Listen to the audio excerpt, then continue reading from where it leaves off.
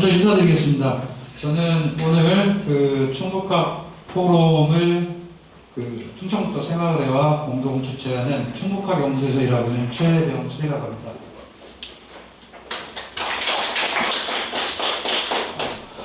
오늘 세상이 좀 뒤숭숭하고 이런데도 이렇게 관심을 가지고 찾아주신 많은 분들께 감사를 드리고요.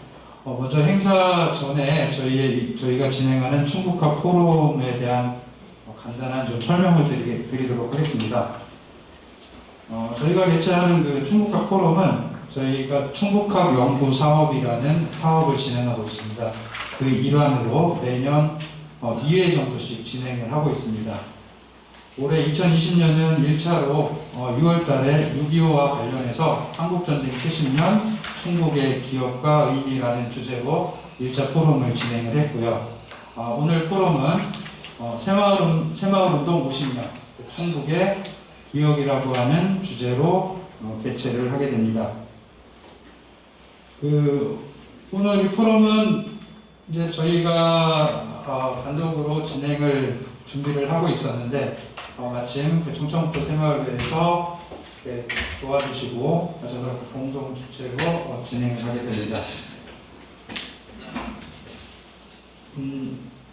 그러면 바로 행사를 진행하도록 하겠습니다. 지금부터 2020년 1차 충북학 포럼을 시작하겠습니다. 먼저 국민의례는 생략하도록 하겠습니다. 생략하도록 하고요. 저희 충북학 연구소 소장님이신 김양식 소장님이 간단한 개회사 겸 인사 말씀을 먼저 하시겠습니다.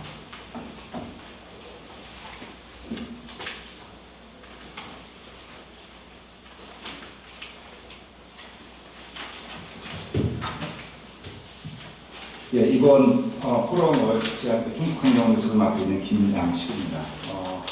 먼저 새마을운동이 올해 50주년이라 나름대로 상당히 뜻깊은 해임에도 불구하고 새마을운동에 대한 어떤 기억과 그런 기념 사업이 거의 전무하다시피 한 상황에서 이렇게 다행히 저희 충북학 연구소하고 특히 영광스럽게도 충청북도 새마을회하고 공동으로 개최하게 돼서 매우 바람직한 포럼이 된 것 같습니다. 하여튼 오늘 포럼을 함께 해주신 이화련 회장님을 비롯해가지고 그리고 멀리 대구에서 이렇게 좋은 상당히 이 새마을운동 권위자시고 우리나라 최고의 이 전문가이시더라고요. 오늘 이영락 교수님이 그래서 더 뜻깊은 포럼이 될 것 같고 그 다음에 포럼에 대한 내용도 상당히 좀 그런 의미에서 의미 있는 포럼이 되지 않을까 그렇게 생각을 합니다.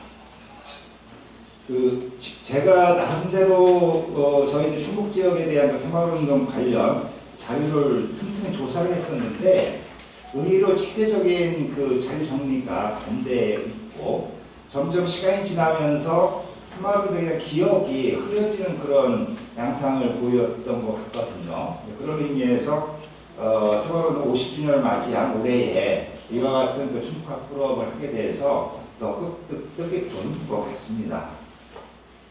하여튼 오늘 포럼을 통해 가지고 의미 있는 그런 논의와 그리고 생산적인 어떤 결과가 이루어지기를 기대하면서 인사말 해보겠습니다. 예, 대단히 감사합니다.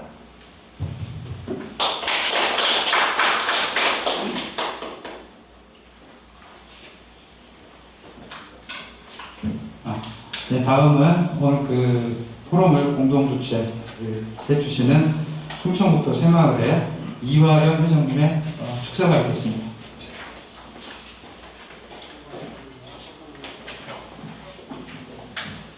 네, 안녕하세요. 저는 충청북도 새마을회 회장 이화련입니다. 반갑습니다. 오늘 새마을운동 50년 충북의 기억을 주제로다가 충북학 포럼을 개최하는 것을 진심으로 축하드립니다. 그리고 이런 뜻깊은 자리에 우리 충청북도 새마을회가 같이 함께할 수 있어서 감사하고 영광스럽습니다. 코로나로 인해서 여러 가지 어려운데도 포럼 준비를 위해서 애쓰신 김양식 소장님과 관계자분들께 감사의 말씀을 드리고요. 그리고 우리 영산에서 멀리서 오신 이정락 영남대 교수님께도 감사드립니다. 또 오늘 고령에도 불구하고서 멀리 홍천에서 기꺼이 우리 참석을 해주신 초대 새마을 지도자 충청북도협의회 회장을 지내시고 우리 새마을 원로 지도자이신 유영모 회장님께도 감사의 말씀을 드리겠습니다. 오늘 유튜브를 중계를 청취하시는 전국의 새마을 가족, 일반 시민 여러분들께도 감사의 말씀을 드립니다. 올해 초 US 뉴스 앤 월드 리포트라는 미국의 잡지에서 세계에서 가장 강한 국가 순위를 내겠습니다. 그 중에서 우리 대한민국이 9위의 강한 국가를 차지하게 되었습니다. 여러분도 알다시피 새마을운동은 강함과 한국전쟁의 폐하에서 대한민국을 세계 10위권의 경제대국을 이루는데 중추적인 역할을 하였고요. 이러한 경제적 성과를 바탕으로 민주주의도 꽃피우게 되는 그런 바탕이 되었습니다. 아울러 새마을운동은 전 지구상에서 빈곤 극복을 위한 성공적인 발전 모델로 세계가 앞다투어 배우려고 하는 소중한 우리의 무형자산이자 대한민국의 대표 브랜드로 뿌리내리고 있습니다. 지금 우리 해석가 몇 개 되죠? 우리 46개 46개요. 네. 예. 우리가 활발한 그런 기류를 하고 있습니다.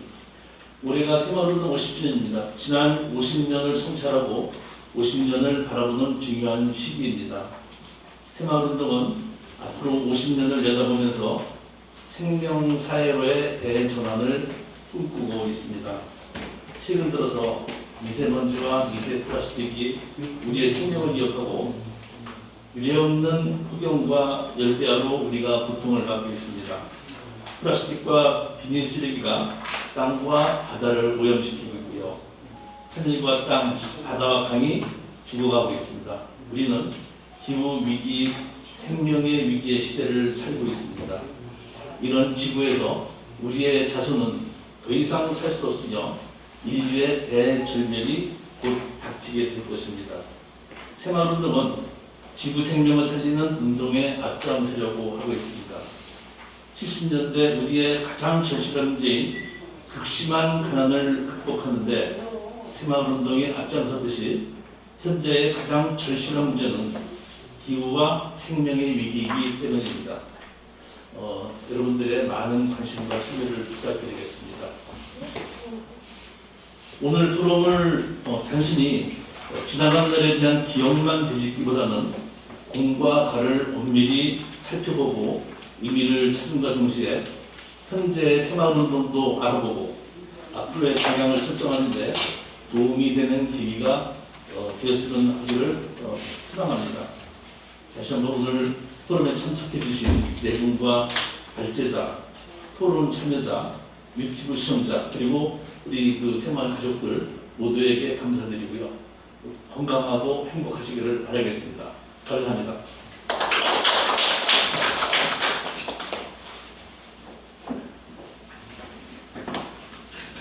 네, 말씀 감사합니다. 그러면 바로 오늘 준비한 발제를 시작하도록 하겠습니다. 오늘 첫 번째 발표는 영남대학교 새마을국제개발학과 이정락 교수님께서 해주시겠습니다. 발표 주제는 1970년대 새마을운동 관련 연구에 대한 논쟁과 2010년 이후 새마을운동의 학문화 과정입니다. 자리로 모시겠습니다.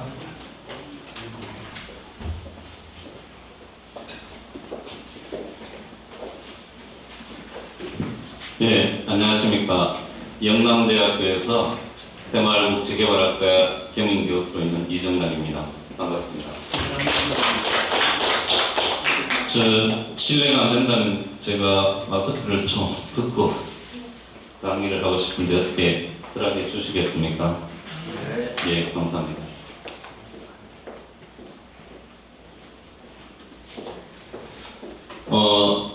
저는 오늘 이 자리에서 새마을 50주년을 기념해서 새마을 운동의 짧은 시간이지만 전반적인 부분을 설명을 드리고 또 지금 젊은이들이 학생들이 새마을 운동, 새마을학을 열심히 공부하고 있는 부분을 이제 설명을 드리면서 또 충청북도하고는 어떻게 연계를 맺으면 우리가 좀 더 가치 있는 콘텐츠를 생산할 수 있는지 그 방향을 잡고 설명을 해드리겠습니다.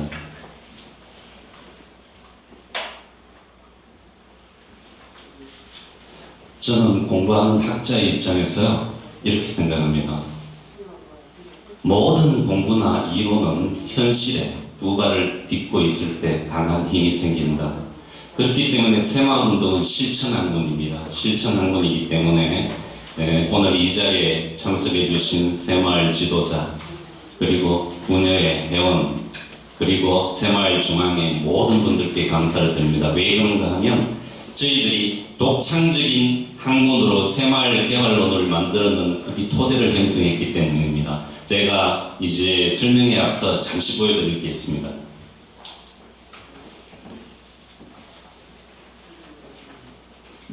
흔히 개발론이라 그럽니다. 개발론에는 지역사회개발, 지역개발, 농촌개발, 국제개발이 있습니다. 아주 중요한 학문으로 자리하고 있습니다. 간단히 설명하면요, 지역사회개발은 지역 문제를 해결하는 겁니다. 지역개발은 지역 간의 문제를 해결하고요. 국제개발은 국가 간의 문제를 해결하는데 도서관이나 서점에 가게 되면 지역사회개발론이라는 책이 많이 나와 있습니다. 그런데 지금은요, 새마을개발론이라는 책이 이렇게 컨텐츠를 가지고 있습니다. 이 안에는 원리부터 시작해서 기초, 실천, 응용에 이르기까지 이제는 학문화되어 있다는 겁니다. 2015년 영남대학교에서 새마을 국제개발학과가 생기면서 학부생이 들어왔고 2014년 한 해 전에 대학원에 새마을 국제개발학과가 생겨서 현재 20여 명의 박사가 배출되어 있습니다. 저는 이제 새마을 개발 아카데미를 맡고 있으면서 이러한 박사분들하고 계속 새마을을 공부하고 있습니다. 제가 이런 부분도 알려드리고 또 그동안 잘못 평가되어 온 새마을 운동에 대해서 이제 한번 설명을 하는 그런 중요한 자리라고 생각해서 제가 대구에서 쉬지 않고 한드럼에 소장님 부름을 받고 달려왔습니다.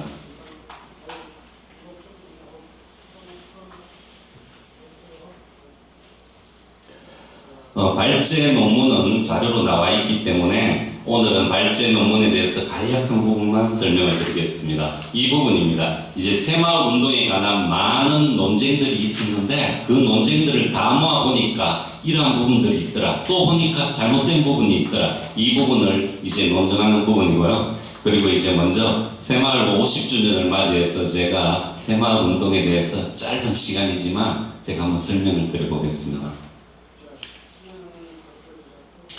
새마을운동은 일원성과 영속성으로 표현될 수 있습니다. 원형 자체는 1970년부터 1979년까지 새마을운동이 유네스코의 기록유산에 등재되었듯이 하나입니다. 어떤 변하지 않은 원형의 모습을 가지고 있고, 그리고 지금 지구촌 캄보디아, 라오스에서도 새마을운동이 이제 계승되어 있기 때문에 일원성과 영속성으로 설명을 할 수 있고, 그리고 또 새마을운동을 경험한 모든 국민들의 가슴 속에 또 국토 곳곳에 그 정글을 가지고 있습니다. 제가 학생들한테 강의를 하면서요, 어떤 자료를 보여주는가 하면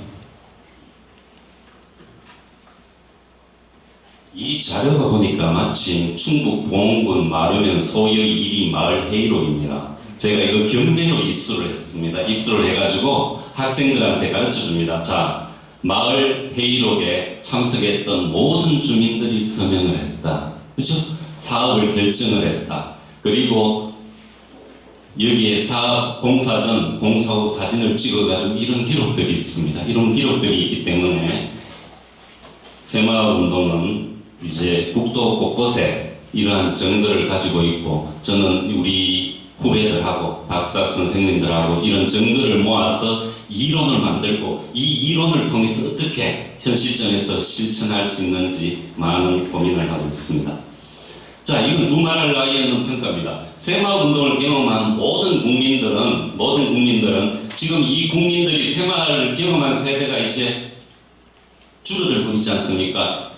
지금 시점에서 이제 새마을운동 국가 발전에 가장 큰 영향을 미친 정책을 하라 그러면 한류라든지 뭐 BTS라든지 이런 부분이 나올 수 있겠지만 이 당시에 98년, 2008년, 2010년도에는 새마을운동 경제개발 5개 능력이 항상 나타납니다. 항상 나타나고 있기 때문에 외국에서도 한국의 성공한 경험을 배우고 싶어 합니다. 그 성공한 경험의 중심에는 새마을운동이 있기 때문에 그만큼 가치가 있고 다른 어떤 경제 이론이나 개발 이론보다 새마을운동의 이론은 유효성이 있다. 이렇게 저는 생각을 합니다. 그리고 제가 새마을운동을 연구하는 학자와 전국 기관의 평가는 이러하다. 예? 그러니까 한국형 개발 이론으로 항문화과정 중에 있고 영남대학교가 중심에 있다. 이렇게 되어 있습니다. 그리고 중앙정부 지방자치단체에서도 2010년 이후, 2010년이라 그러는 것은 한국이 다른 나라를 도와주는 OECD, DAC라는 어떤 전문 용어가 있는데 거기 가입을 했기 때문에 그 기점으로 주목을 받고 있습니다. 학계나 중앙정부 국제기구에서도 새마을운동을 주목을 하고 있다. 그런데 여기 보십시오. 밑에도 잘 안 보이는데요. 일부 학자와 기관에서는 새마을운동을 평가하는 데 있어서 잘못된 평가를 하고 있다. 그래서 제가 여러 박사 선생님들하고 논문을 썼습니다. 논문을 썼고 오늘 많은 부분들을 설명하기보다는 가장 이제 핵심적이고 가장 많이 거론되는 농가 부채 부분만 간단하게 반증을 해보도록 하겠습니다.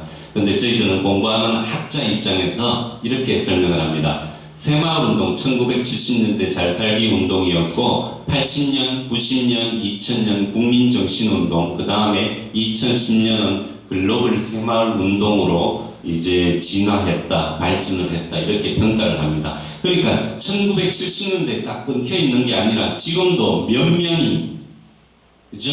경상북도에서 전라북도에서 충청북도에서 새마을운동은 이어져 내려오고 있다.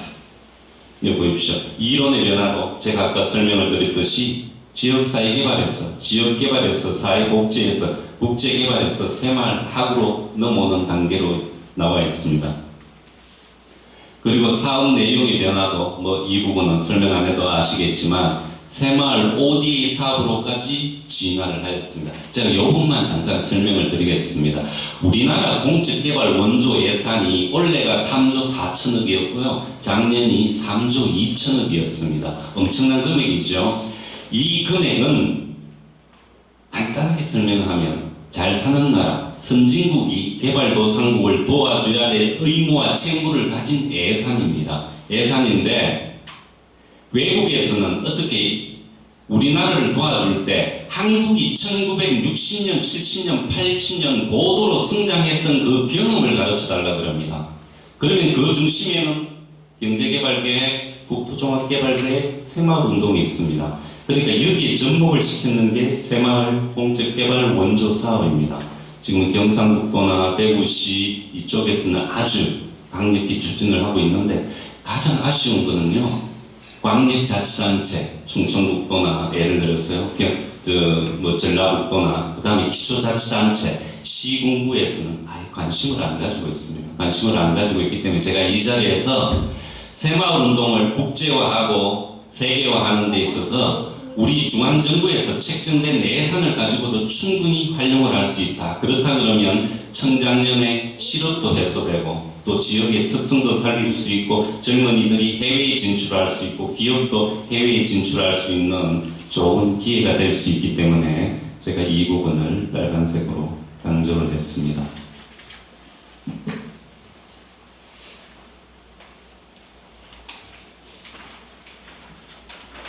그리고 새마을운동을 저는 평가함에 있어서요, 하늘에서 뚝 떨어진 걸로 표현을 안 합니다.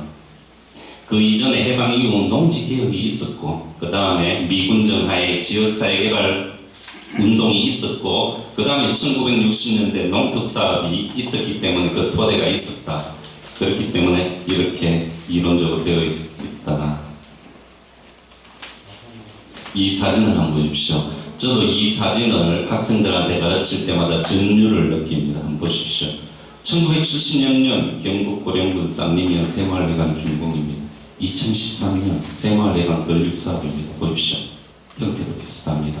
예? 마을회관을 만드는 사업을 1976년에 한국이 했던 걸 2013년에 미얀마에 합니다. 이 밑에 사람 보이시죠? 공동우물 사업도 마찬가지입니다. 2016 캄보디아에 했다. 이렇게 됩니다. 이렇게 생각하면 좋을 것 같습니다. 1970년대 새마을운동이 시점과 공간이 다를지언정 전 세계에 지금 이렇게 실천되고 있다. 얼마나 자랑스러운 일입니까? 그런데 우리 영남대학교에서 공부하는 학자들의 입장에서는 새마을운동이라고 하자, 새마을개발이라고 하자 이렇게 설명을 합니다. 이거는 제가 새마을운동의 핵심적인 요소를 뽑았는데요. 한번 평가를 해봐 주십시오. 농촌 마을이 있으면 마을에 주민이 있고 농업이 있지 않습니까? 이 부분을 해결하기 위해서 새마을운동을 했습니다. 마을은 환경을 바꾸고 주민은 의식을 개혁시키고 농업은 비효율적인 것을 효율적으로 바꾸자. 이게 가장 핵심적인 사업이었어요. 그렇죠?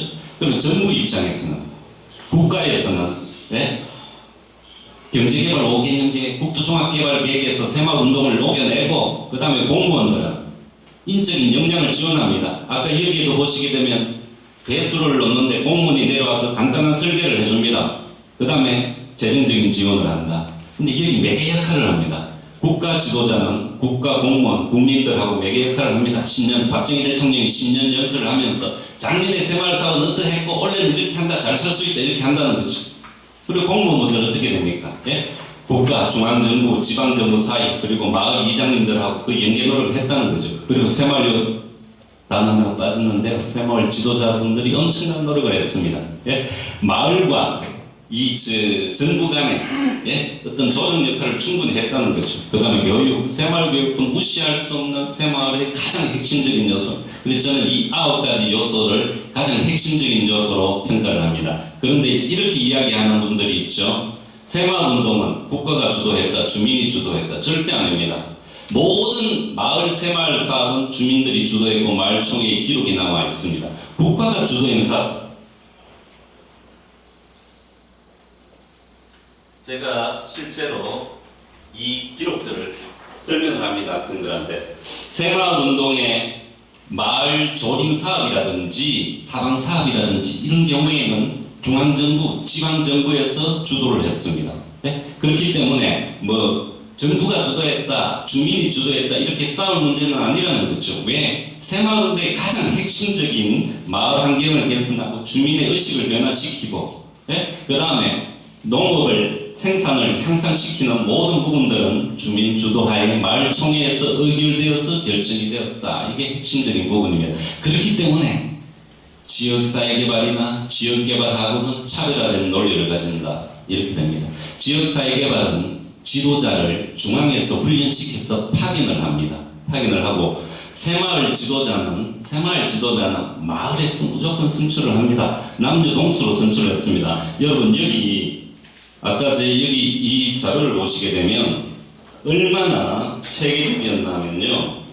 여기 도장 찍는 난에 마을 이장, 새마을 지도자, 그 다음에 개발위원 도장 다 찍게 되어 있습니다. 어떤 자료에는 분열회장도 찍게 되어 있고 이런 부분들이 우리가 증거로서 설명을 할 수 있다.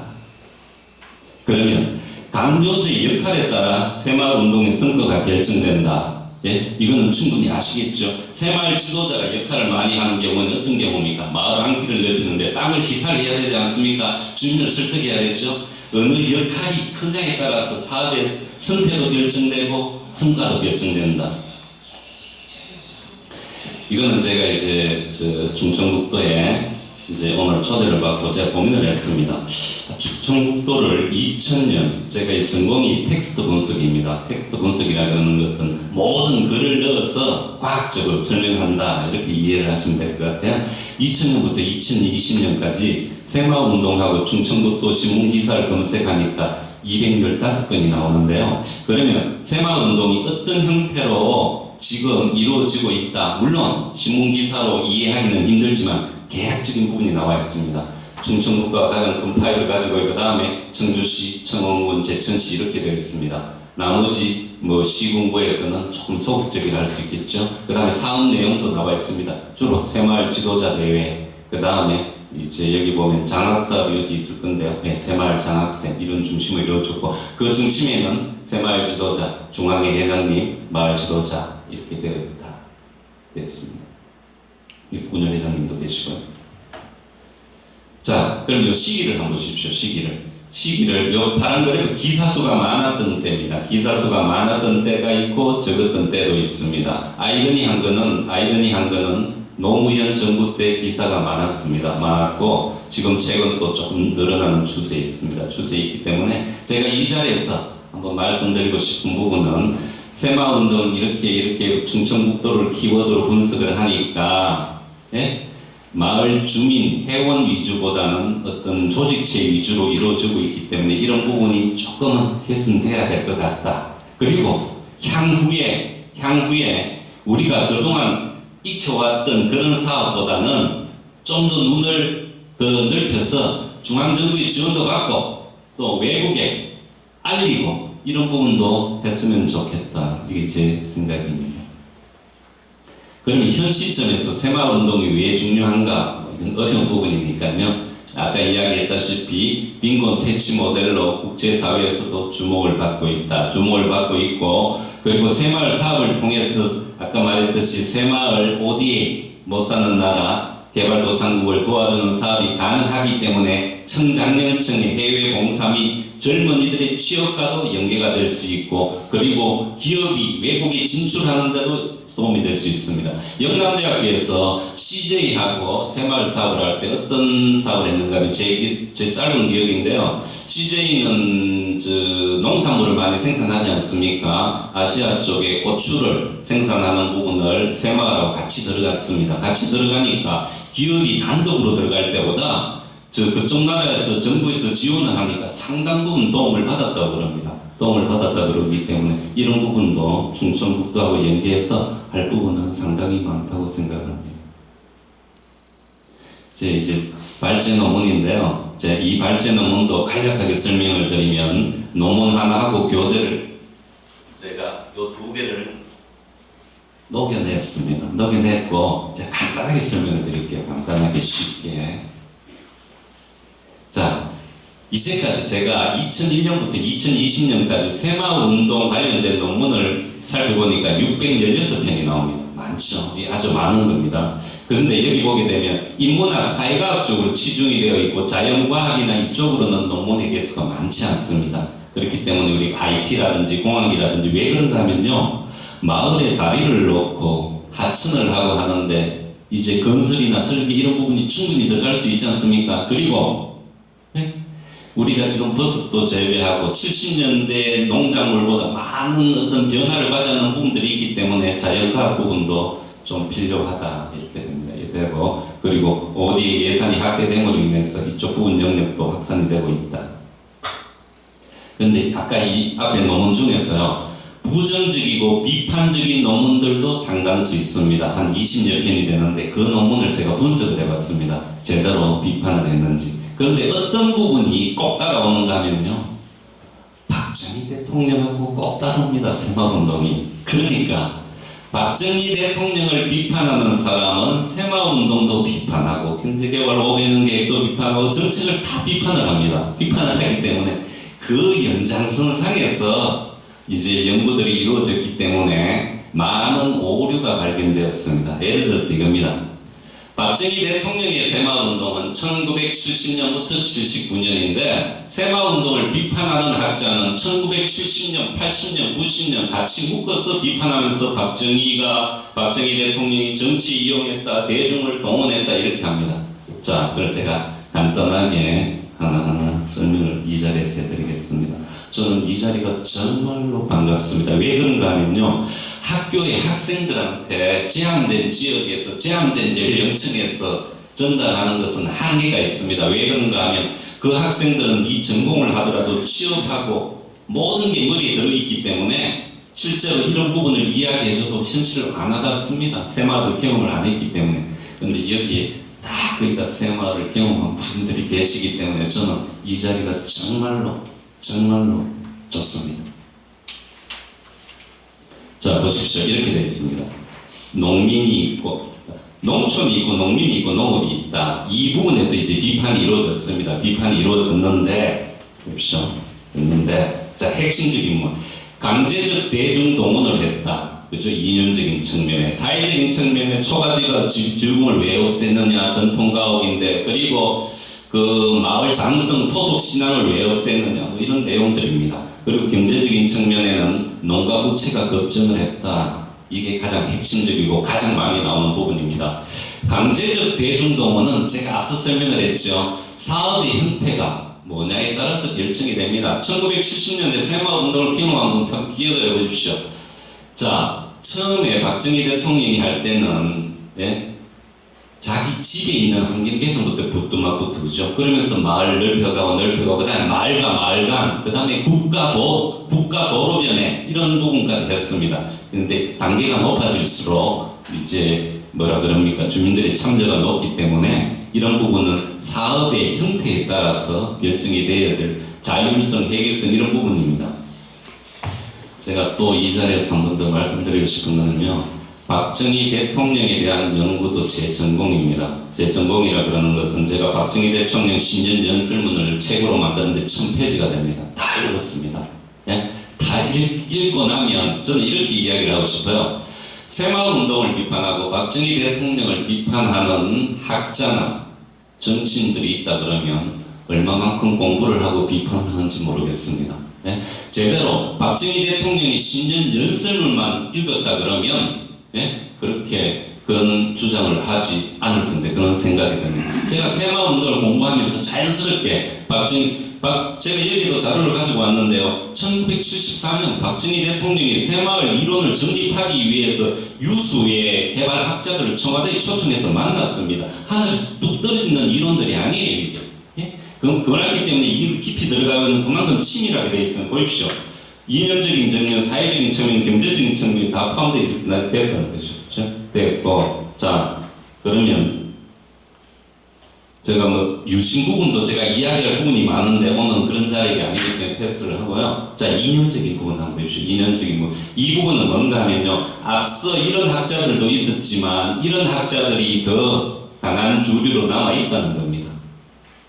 노화준이라는 교수님 같은 경우에는 고도의 혁신 행동이 필요하기 때문에, 새마을 정신이 필요하기 때문에 이러한 이제 정책이 이루어졌다.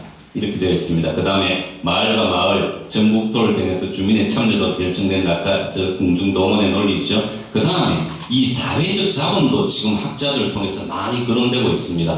새마을운동이 엄청나게 한국의 사회적 자본을 형성시켰다는 거죠. 신뢰입니다. 신뢰. 네트워크 신뢰.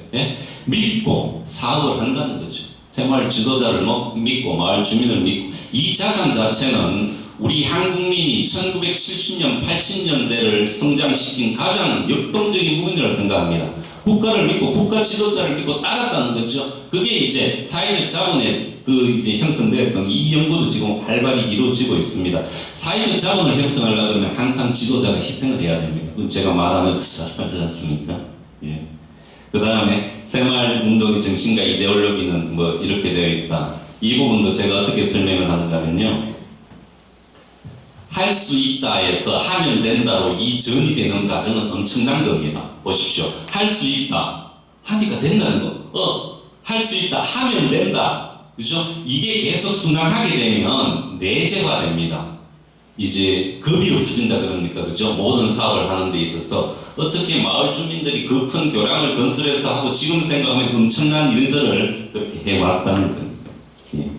이 부분은 유네스코 기록유산 등재된 건 다 아시지 않습니까? 이 부분도 저희들이 원어 영문을 가지고 우리 아카데미에서 분석을 했습니다. 분석을 하니까 이렇게 유네스코에서는 1970년부터 1976년까지 딱 정했습니다. 연도도 사회문화적인 가치를 재확인을 하고 이 기록물들을 지정을 했습니다.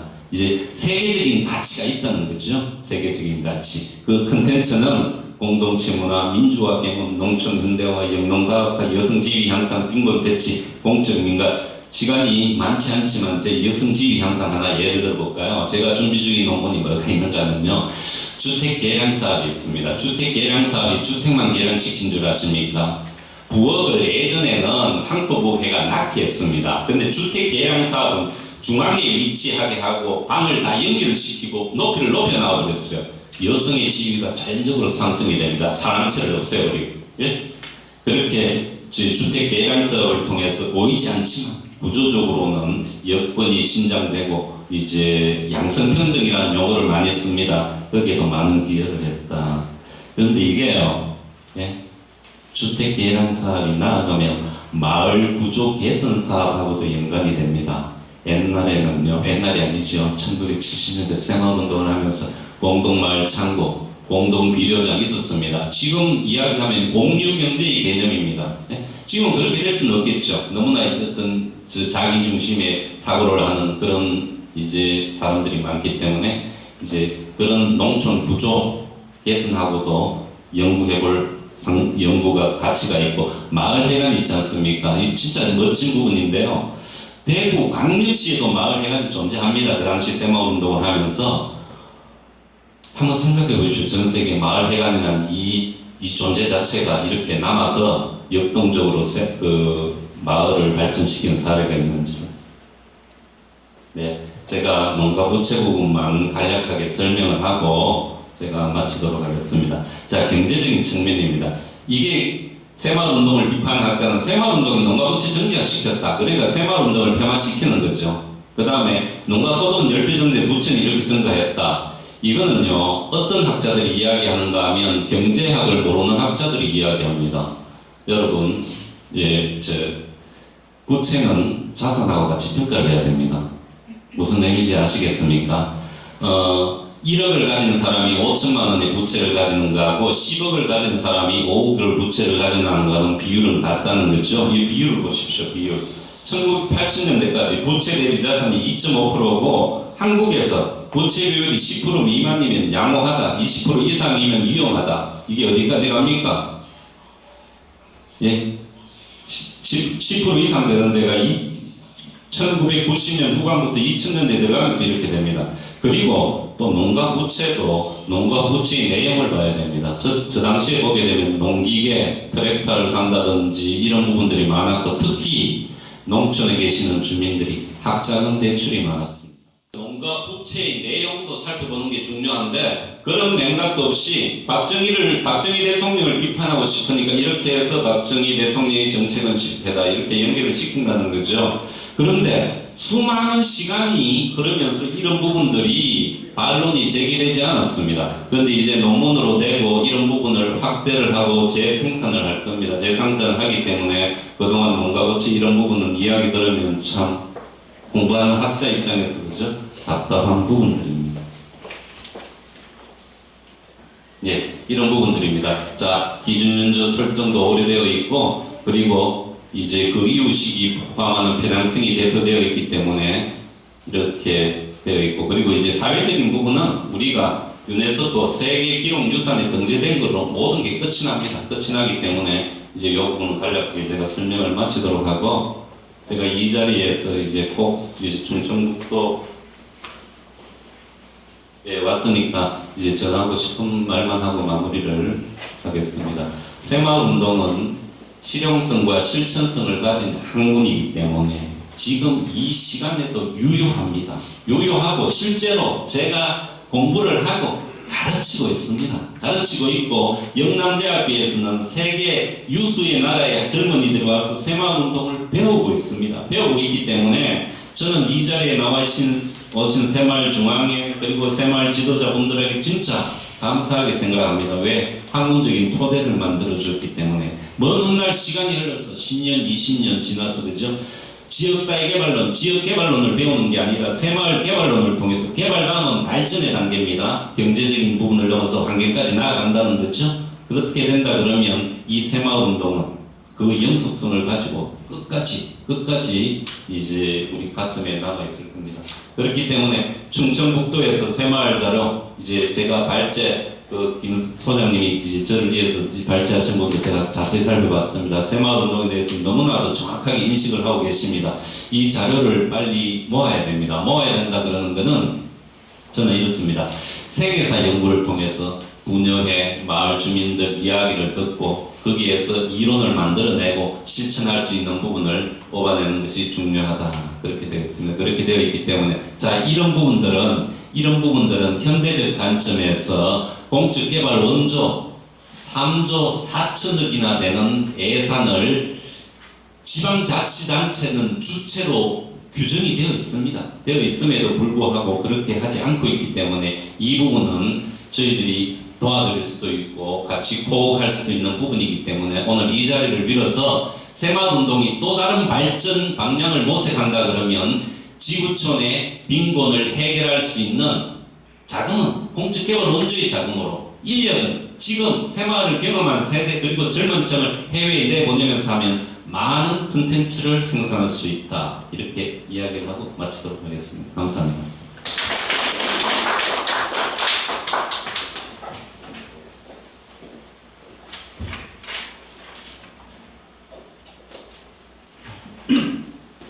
네, 발표 잘 들었습니다.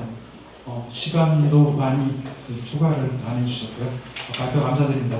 다음으로 바로 두 번째 발표, 저희 충북학연구소 김양직 소장님의 발표가 있겠습니다. 발표 주제는 1970년대 충북 지역 새마을운동 자료 검토입니다.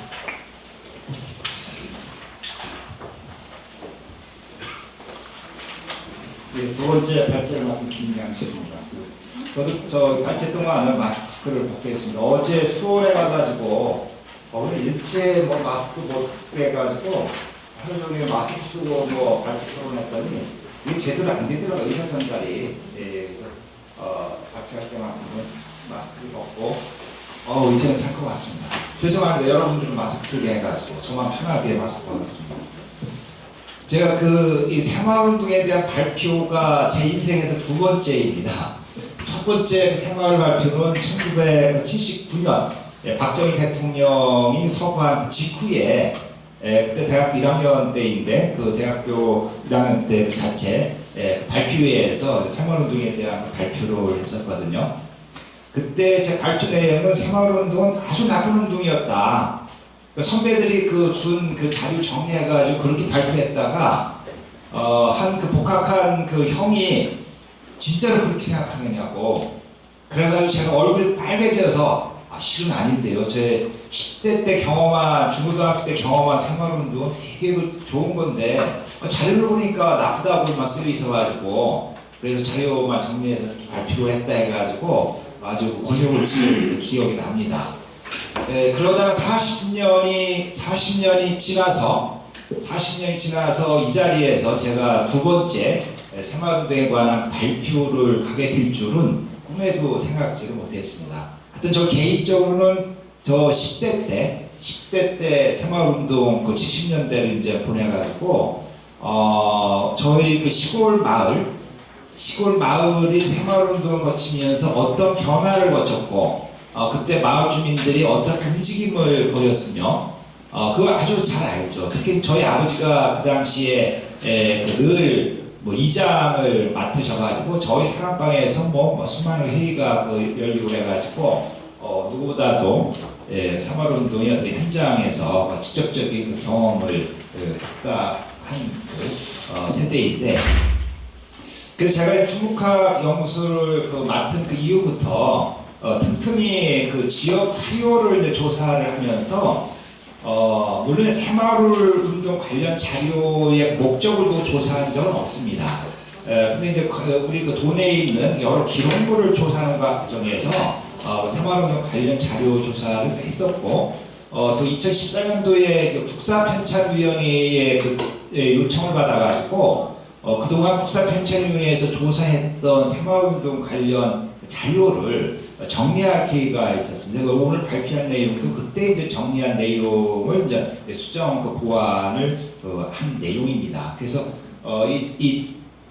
이 내용을 보시면은 새마을운동에 관한 자료가 아까 이제 그 교수님이 이제 말씀하셨듯이 수많은 종류의 어떤 새마을운동 관련 자료가 당시에 생산이 됐는데 그 많던 자료가 다 어디로 갔는지, 그리고 당시에 또 사진들을 엄청 많이 찍었거든요. 그 많던 사진들은 다 어디에 갔는지, 마을마다 있었던 이 새마을 지도자, 당시 또 이장님들 다 어디서 어떻게 계신지 참 궁금한 점입니다. 그런 의문을 가지고 그렇다면 실제 우리 중국 지역에 어떤 자료가 남아있는지를 한번 쭉 살펴보는 것은 의미가 있지 않을까 하는 생각을 합니다.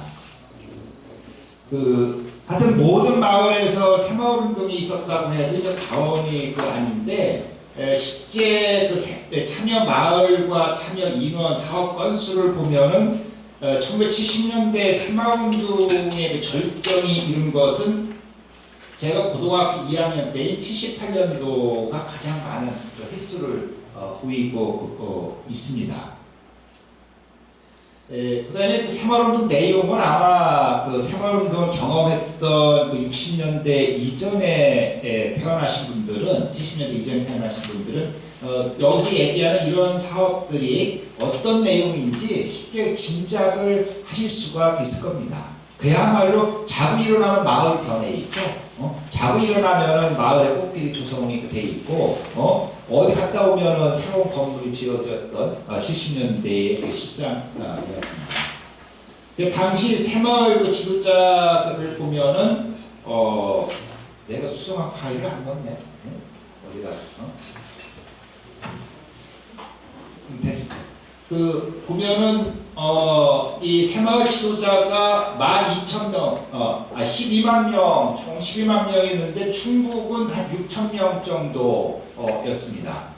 충북의 마을과 한 6,000개의 마을이 있는지, 그 다음에 70년대 새마을 지도자 학력과 연령별을 보면은 70년대 중졸과 고졸, 중학교나 고등학교 나온 사람이 전체의 한 60%를 차지해서 당시 새마을 지도자가 70년대에 중고등학교 출신들이 맡았다는 것은 고학력자들이 새마을 지도자를 맡았다는 얘기를 보여주고, 연령대도 보면은 3, 40대, 요 3, 40대가 한 50, 한 2, 3%?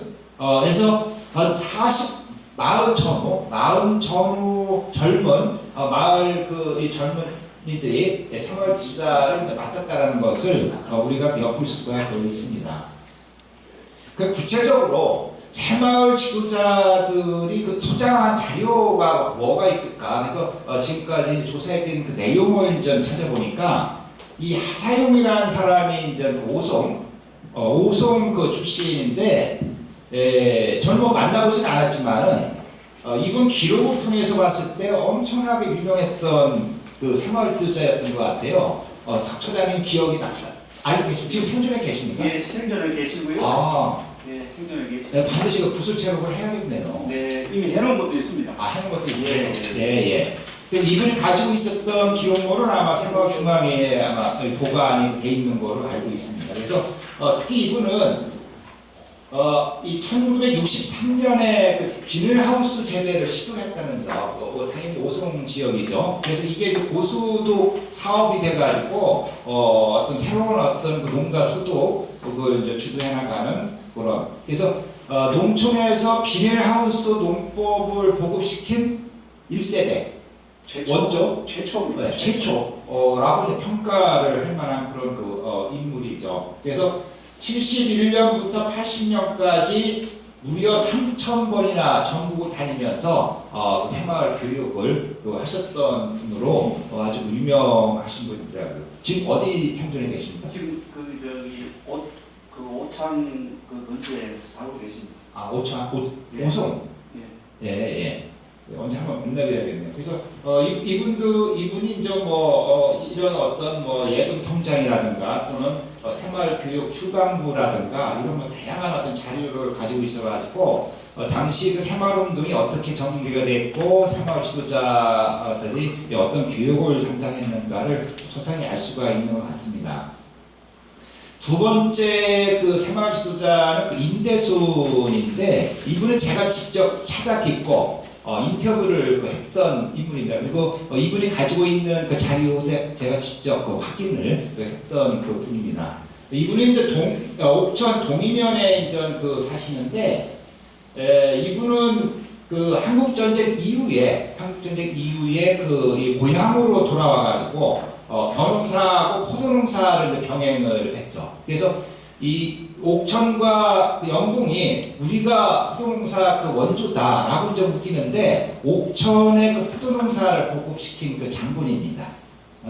그러다가 이제 영동 쪽에서 이제 포도농사를 많이 지으니까 이제 경쟁력이 이제 떨어지다 보니까 옥천 같은 경우에는 그 비닐 그 포도농사를 져가지고 일찍 수확을 해서 오히려 그 소득을 올리는 쪽으로 이제 방향을 전환했다고 이제 얘기를 합니다.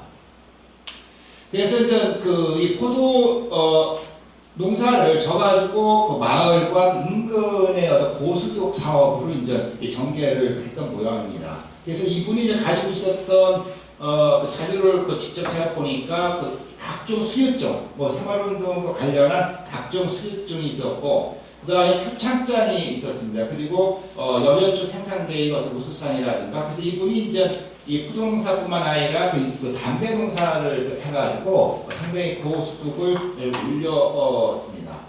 근데 제가 이제 2014년도인가 그 옥천 그 자택에 이제 방문했을 때는 지금 개량을 해가지고 검소하게 이제 살고 계시더라고요. 그리고 뭐 그 각종 그런 어떤 임명장 하고 해서 다수의 어떤 이 새마을 관련 그 자료를 소장하고 있는 것을 확인할 수가 있었습니다. 그래서 이와 같은 하사연이라든가 일대순 새마을 지도자 사례처럼 우리가 알지 못하는 많은 그 새마을 지도자들이 지금 생존해 있는 새마을 지도자들이 나름대로 가지고 있는 자료들이 많을 겁니다. 그리고 당시에 찍은 사진들도 그 앨범을 확인해 보면은 70년대의 어떤 새마을운동 모습을 그대로 알 수 있는 사진도 많이 우리가 확보할 수 있을 거로 예상이 됩니다. 그다음 마을 소장 자료 유형인데 현재 그 마을 단위에서 확인된 그 새마을 관련 자료는 음성군 소위면에서 확인되고 있습니다. 그래서 당시에 생산된 그 많은 어떤 이 마을 새마을 관련 자료가 마을회관에 분명히 소장돼 있을 거거든요. 뭐 이장이라든가 새마을 지도자 자택뿐만 아니라 이런 마을회관에 보관돼 있었는데 그 중에 하나가 음성군 소위면 문둥리, 그다음에 봉전리, 중둥리 마을회관에서 확인할 수가 있었습니다. 그래서 이것을 확인했을 때 거의 뭐 마을회관 구석에 먼지 더미, 창고 먼지 더미 등에 쌓여 있었던 그 상태입니다. 그래서 거의 폐기 직전에 이 문서가 확인이 돼가지고 조사를 할 수가 있었죠. 그래서 음성군 소위면 문둥리 자료 보면은 대단한 자료가 많습니다. 종합개발 계획이라든가 방송철, 뭐 아마 이 시기에 를 보내셨던 분들은 이 어떤 방송 내용이었는가 알만하죠. 제일 먼저 나오는 방송이 뭐겠습니까? 새마을운동 노래였죠. 그 새마을운동 노래를 듣고 이제 아침에 일어나는 그런 이제 당시 70년대 농촌 풍경이었죠. 79년 새마을 소독 간이조사 대표라든가 마을 일지라든가 그 당시에는 아까 이제 교수님도 말씀하셨지만은 새마을운동 관련 일지를 꼼꼼히 작성을 했습니다. 그래서 70년대까지만 해도 이런 어떤 기록 문화가绵绵히 이어져 왔거든요. 조선시대에 형성된 기록 문화가 일제강점기를 거치면서도 사라지지 않고 1970년대까지도 연면이 이어져 와가지고 이런 어떤 새마을운동 사업을 하면서도 이런 어떤 마을 일지를 작성한다든가 회의록을 작성한다든가 이런 기록 문화를 우리가 확인할 수가 있는 것 같습니다.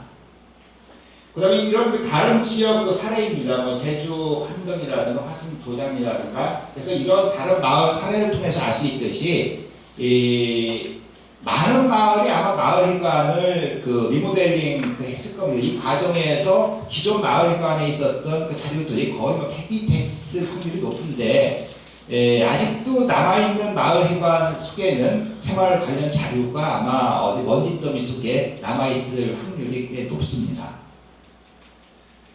마을 소장 그 자료는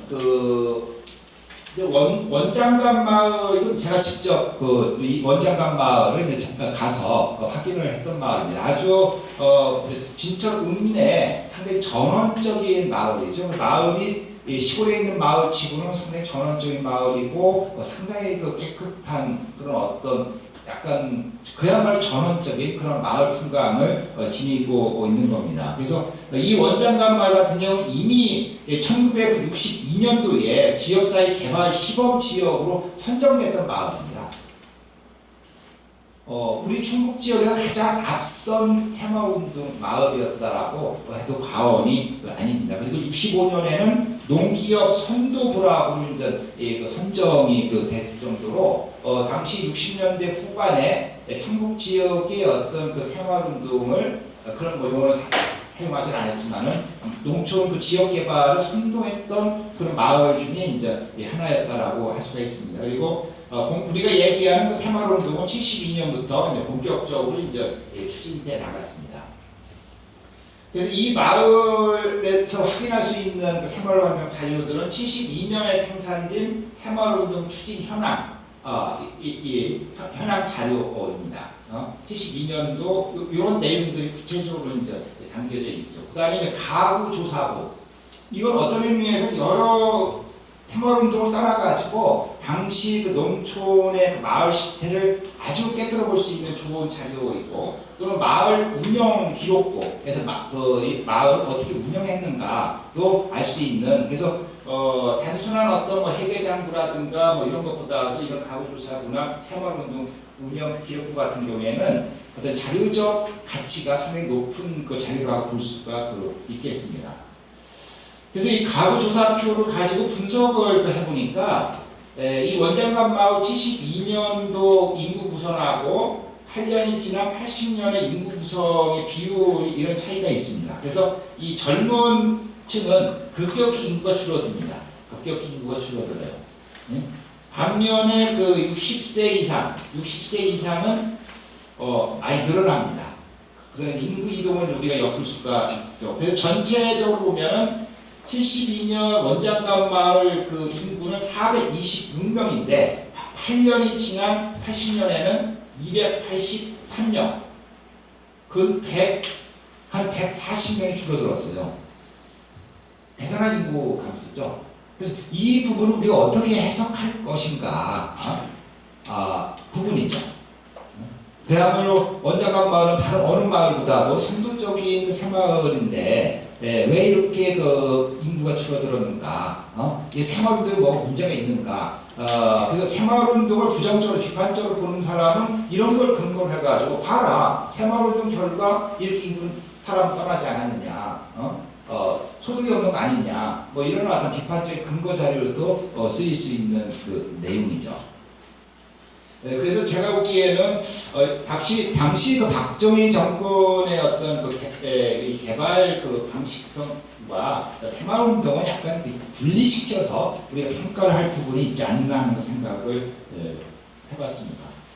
그러니까 공공기관에 어떤 자료가 이제 있느냐가 문제인데, 제가 공공기관에는 많은 조사를 했었으면 보훈군, 군청 기록관도 한번 다 확인했었고, 그다음 진천군, 그다음 음성군, 옥천군 기록관에 있는 문서들을 70년대 문서들을 거의 조사를 했었거든요. 그다음에 이제 읍면, 진천군, 그다음에 보험군, 옥천군, 면사무소 또 기록관에 있는 자료들도 조사를 직접 들어가서 조사를 한 그 일이 있습니다. 그래서 이 과정에서 이제 제가 확인할 수 있었던 것은 깜짝 놀란 것 중에 하나가, 저는 당연히 시군청, 그다음에 읍면사무소 기록관에 70년대 생산된 문서가 많은 줄 알았어요. 근데 의외로 거의 없었어요.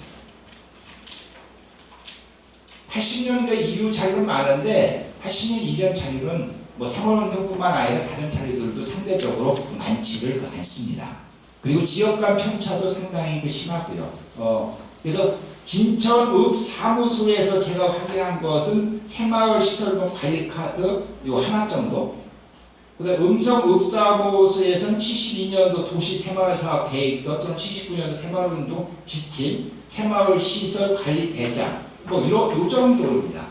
그러니까 문서들이 이게 매년 생산이 됐으면은 그 일렬 문서가 나와 있을 텐데 이렇게 띄엄띄엄 있다는 얘기는 결국 중간에 다 분실됐다는 것을 의미하는 것이죠. 그래서 다른 지역도 비슷합니다. 우리 충북 말고 다른 그 면사무소에 소장된 문서도 마찬가지예요. 그다음에 농업기술센터는 제가 보험부 농업기술센터, 진천구 보험 농업기술센터, 옥천구 농업기술센터를 조성했는데 유일하게 그 진천구 농업기술센터에 있는 자료들은 많이 확인했습니다. 그리고 놀랬습니다. 자료가 너무 좋습니다. 특히 이 진천구 농업기술센터에 소장된 자료를 보면은 농촌사업 보고서 7권, 그 다음에 새마을 영동기술자 카드 1책, 4H 불합부 등록 카드처 7책, 사진 앨범 2권 해가지고 총 6,371장이 조사됐거든요. 이건 엄청난 양의 자료입니다. 특히 이제 제가 흥미있게 관심 있게 본 것은 이 농촌지도 사업 보고서입니다. 이 농촌지도 사업 보고서를 통해 가지고 70년대 새마을 이전과 이후의 어떤 농촌의 그 현실을 상당히 비교 분석할 수 있는 자료가 됐고요. 그 다음에 이 새마을 영농 기술자 카드 같은 경우에는 구체적으로 이 새마을 을 앞서서 나갈 수 있는 앞선 신진 세대, 요즘 같은 경우는 창조그룹이죠. 이들이 어떤 층이었는지 그 인적 사항이 다 나와 있습니다. 그래서 누군가 이걸 가지고 사례 연구를 하게 되면은 당시 어떤 사람들이 그 농촌 그 선도자, 기술자, 앞서간 사람이었는지 알 수가 있고, 이것도 되게 궁금했습니다. 좋은 자료입니다. 이건 상당히 많은 양이 남아 있어가지고 아마 그 70년대에 중고등학교를 다녔던 사람은 사회적 활동 안 한 사람이 거의 없을 거거든요. 근데 이 진천구 농업기술센터에는 사회적 관련 자료가 다 남아 있어가지고 누가 어떻게 이 사회적 활동을 했는지를 소상히 파악할 수 있는 자료라 좀 젊은 연구자들이 이 자료를 가지고 좀 논문을 분석했으면 합니다. 그 다음에 학교 생활운동도 70년대 상당히 활발하게 이루어졌잖아요. 그래서 뭐 꽃길 가꾸기라든가 꽃 동상 만들기라든가 이런 것들이 다 이제 학생들이 이제 나서가지고 했는데, 그렇다면은 학교에도 생활운동 관련 자료가 상당히 많을 줄 알았는데, 제가 여러 학교 다녀봤지만 유일하게 그 진천 덕산 한산초등학교에 소장돼 있는 이 자료 하나, 앨범 2개하고 학교 신문을 찾을 수가 있었습니다. 특히 학교 신문은 71년부터 79년까지 발행 학교 신문이 모두 남아 있었습니다. 그래서 1970년대 이 학교에서 어떠한 그 생활운동을 했는지를, 그리고 어떠한 수업 교육 프로그램이 있었는지를 이 자료를 통해서 확인할 수가 있습니다. 그리고 자료 보관 상태도 상당히 양호한 상태였고요. 그래서 이와 같은 그런 자료의 어떤 분포 양상을 놓고 봤을 때 우리가 기대했던 만큼은 생활운동 관련 자료가 많이 남아있지 않지만은 지금까지도 충청북도에서는 생활운동 관련 자료 전수조사가 한 번도 이루어지지 않은 걸로 알고 있습니다. 그래서 더 늦기 전에 생활운동 관련 자료가 이제 좀 체계적으로 정리될 필요성이 있는데, 특히 이제 행정 조직을 이제 동원을 해서 공공기관이라든가 마을회관에 소장되어 있는 그 자료를 바로 1차적으로 이제 공공조직에서 공공력을 행정력을 발휘해가지고 조사했으면 하고요. 그 다음에 이제 지금 당시 새마을 지도자들이 아마 90세 전후 연령대로 와서 90세 전후일 텐데, 이분들 소재 파악을 해가지고 이분들이 소장하고 있는 자료와 이분들의 어떤 새마을운동에 대한 기억, 구슬 체력이 좀 서둘러 이루어질 필요성이 있지 않나. 그랬을 때 이제 70년대 그 충북 지역에서 이루어졌던 그 새마을운동의 어떤 그 실상을 복원할 수 있고 또 그 연장선상에서 과거의 새마을운동이 아니라 지속 가능한 그리고 방금 전에 교수님이 제안했던 좀 더 글로벌한 그런 어떤 그 새마을운동으로 좀 발전해 나갈 수 있는 하나의 그 토대를 구축할 수가 있지 않을까 하는 그 생각을 합니다. 예, 시간이 많이 길어질 것 같습니다. 예, 감사합니다.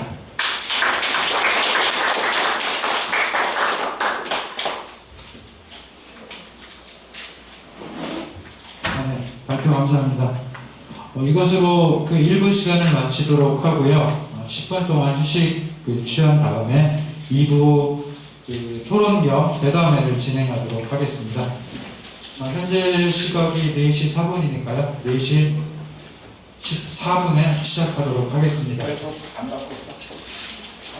유튜브 채널도 잠시 쉬도록 하겠습니다.